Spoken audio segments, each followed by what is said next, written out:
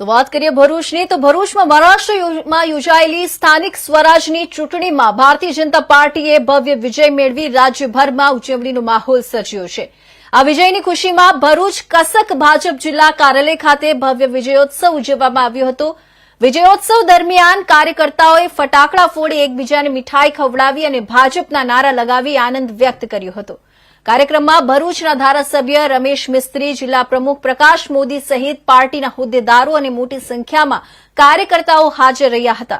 આ પ્રસંગે નેતાઓએ મહારાષ્ટ્રની જનતાનો આભાર વ્યક્ત કરતા જણાવ્યું હતું કે વિકાસ, સુશાસન અને વિશ્વાસના આધારે ભાજપને મળેલો આ જનાદેશ છે। વડાપ્રધાન નરેન્દ્ર મોદી, અમિત શાહ, મહારાષ્ટ્રના મુખ્યમંત્રી દેવેન્દ્ર ફડણવીસને ભરૂચની જનતા વતી તેઓને અભિનંદન પાઠવ્યા હતા।